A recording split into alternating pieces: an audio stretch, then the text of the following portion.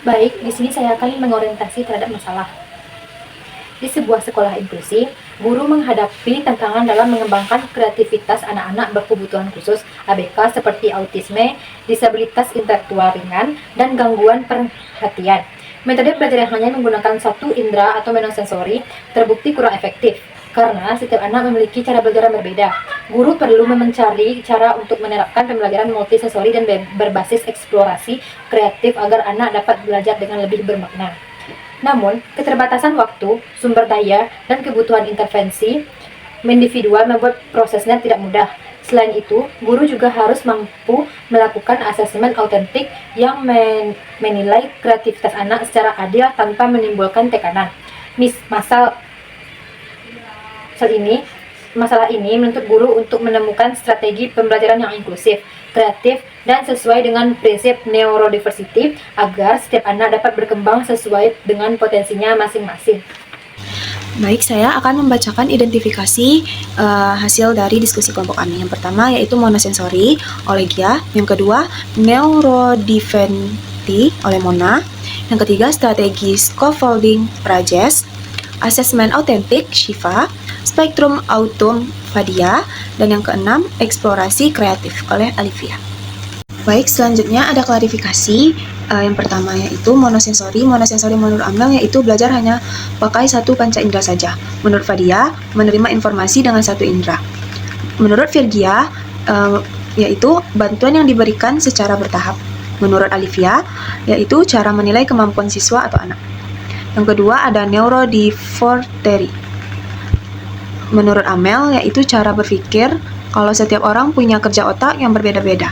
Menurut Shiva, tiap orang pemikirannya berbeda. Yang ketiga ada strategi scaffolding. Menurut Amel, yaitu metode membimbing anak. Menurut Virgia, yaitu metode membimbing anak sesuai dengan kebutuhan mereka. Yang keempat ada asesmen autentik. Menurut Alivia, yaitu menguji kemampuan siswa bukan cuma harapan tetapi bagaimana menerapkan ilmu di dunia nyata. Menurut Amel, yaitu menilai kemampuan siswa dengan meminta mereka mengantarkan tugas yang realistis dan relevan sama kehidupan nyata. Yang kelima ada spektrum autisme. Menurut Shiva, yaitu cara berkomunikasi, berinteraksi sosial dengan dunia sekitarnya. Menurut Amel, yaitu cara otak yang berbeda dalam bekerja. Yang keenam ada eksplorasi kreatif. Menurut Fadia, yaitu proses mencari ide baru secara kreatif. Menurut Rajesh, yaitu bereksperimen tanpa batas, menggunakan imajinasi dan mencoba hal baru. Baik, di sini saya akan membacakan brainstorming. Yang pertama itu, jelaskan mengenai penerapan prinsip neurodiversity. Jawabannya, menciptakan dunia yang ramah dan adil bagi semua cara berpikir. Yang kedua, apa saja tantangan yang dihadapi guru tersebut? Jawabannya, perbedaan kebutuhan dan karakteristik siswa anak berkebutuhan khusus, keterbatasan metode pembelajaran, kesulitan dalam mengembangkan kreativitas siswa ABK. Yang ketiga, metode pembelajaran apa yang cocok untuk anak dengan gangguan spektrum autisme? Jawabannya, dengan cara terstruktur dan visual. Soal yang keempat, apa tindak lanjut yang dapat dilakukan guru jika sebagian siswa masih kesulitan mengekspresikan kreativitasnya? Jawabannya, guru perlu menyesuaikan cara mengajar dan memberikan dukungan tambahan. Soal yang kelima, bagaimana penerapan prinsip neurodiversity dapat mengubah cara pandang guru terhadap potensi kreativitas anak berkebutuhan khusus? Jawabannya, prinsip neurodiversity membuat guru sadar bahwa sikap otak itu unik atau berbeda-beda. Sekian, terima kasih. Baik, saya akan membacakan bagian brainstorming nomor 6. Apa pengaruh hambatan kognitif dan sensori terhadap kemampuan kreativitas ABK? Jawabannya, anak akan lebih lambat atau kesulitan berkreasi. Nomor 7, bagaimana penerapan strategi scaffolding yang tepat untuk proses belajar menjadi inklusif? Jawabannya, strategi scaffolding membuat belajar jadi inklusif. Nomor 8, bagaimana proses metode pembelajaran yang bersifat monosensori? Jawabannya, proses belajar yang hanya memakai satu indera utama. Nomor 9, bagaimana cara mengembangkan kreativitas anak berkebutuhan khusus selain di lingkungan sekolah? Jawabannya, bisa dikembangkan lewat kegiatan sederhana di rumah dan lingkungan sekitar. Dan nomor 10, bagaimana konsep scaffolding dapat diterapkan dalam pembelajaran kreatif di kelas inklusif? Jawabannya, guru dapat memberi bantuan bertahap agar anak bisa belajar dan berkreasi. Konsep PLO yang pertama ada penerapan prinsip neurodiversity, berarti menghargai perbedaan cara berpikir dan belajar setiap individu, termasuk mereka dengan autisme, ADHD, atau disleksia. Prinsip ini menekankan bahwa perbedaan tersebut bukanlah kesalahan, melainkan variasi alami dalam cara kerja otak. Di sekolah, guru menyesuaikan metode belajar, misalnya menggunakan media visual atau memberi waktu tambahan. Di kerja, ada jadwal yang fleksibel, dan di masyarakat ada penerimaan tanpa diskriminasi. Prinsip ini menciptakan lingkungan yang inklusif dan adil. Untuk yang kedua, ada metode pembelajaran yang cocok untuk anak dengan gangguan spektrum autisme. Adalah metode yang struktur visual dan disesuaikan dengan kebutuhan anak. Contohnya yang pertama ada metode TEACH atau memakai jadwal dan gambar agar anak mudah memahami kegiatan. Yang kedua ada metode PEACH, menggunakan gambar untuk membantu anak berkomunikasi. Yang ketiga ada metode sensori integrasi, yaitu membantu anak menyesuaikan diri dengan rangsangan dari lingkungan. Untuk nomor 3 ada penerapan neurodiversity, membantu guru melihat perbedaan anak berkebutuhan khusus sebagai keunikan bukan kekurangan.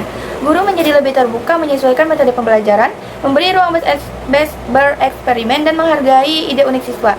Dengan dukungan tepat, potensi kreativitas anak dengan dapat berkembang dan menciptakan lingkungan belajar yang inklusif serta menghargai perbedaan.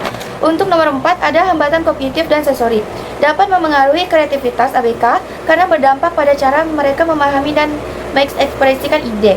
Anak dengan hambatan kognitif kesulitan berpikir abstrak, sedangkan anak dengan hambatan sensori terganggu oleh rangsangan berlebih.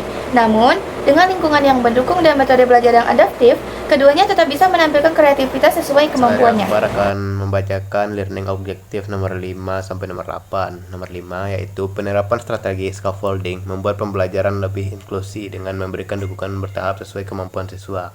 Guru memberikan bantuan sementara seperti petunjuk, contoh, atau gambar, lalu menguranginya saat siswa mulai mandiri. Strategi ini membantu siswa termasuk ABK belajar dengan percaya diri dan sesuai kemampuannya. Nomor 6 itu metode pembelajaran monosensori, menggunakan satu indera utama seperti penglihatan, pendengaran, atau perabaan agar anak lebih fokus dengan mudah memahami materi. Contohnya gambar untuk anak siswa lagu untuk auditori, dan aktivitas gerak untuk kinestetik. Nomor 7 yaitu cara mengembangkan kreativitas ABK di luar lingkungan sekolah dapat dilakukan melalui berbagai kegiatan yang menyenangkan, fleksibel, dan sesuai minat bakat anak. Tujuannya agar anak bisa mengekspresikan diri secara bebas tanpa tekanan akan beberapa cara efektif antara lain. Yang pertama, kegiatan seni di rumah atau komunitas. Kedua, interaksi sosial dan permainan. Ketiga, pemanfaatan teknologi. Keempat, keterlibatan orang tua. Nomor 8 yaitu konsep scaffolding dalam pembelajaran kreatif adalah bantuan sementara agar siswa termasuk ABK dapat belajar dan berkreasi mandiri. Guru memberi contoh, pertanyaan pemandu, serta dukungan teman sebaya, lalu mengurangi bantuan secara bertahap. Cara ini menumbuhkan kepercayaan diri dan kreativitas anak. Dapat disimpulkan bahwa dalam pembelajaran di sekolah inklusi yang menerapkan prinsip neurodiversity, guru menghadapi berbagai tantangan dalam mengembangkan kreativitas anak berkebutuhan khusus atau anak ABK. Perbedaan karakteristik dan kebutuhan setiap anak menuntut guru untuk menerapkan metode pembelajaran yang lebih fleksibel, seperti pendekatan multisensorik dan scaffolding. Keterbatasan waktu, sumber daya, serta kesulitan dalam asesmen autentik juga menjadi hambatan utama yang perlu diatasi agar proses pembelajaran dapat berjalan efektif dan inklusif. Oleh karena itu, keberhasilan pembelajaran sangat bergantung pada kemampuan guru untuk menciptakan lingkungan belajar yang adaptif, kreatif, dan menghargai keberagaman setiap individu.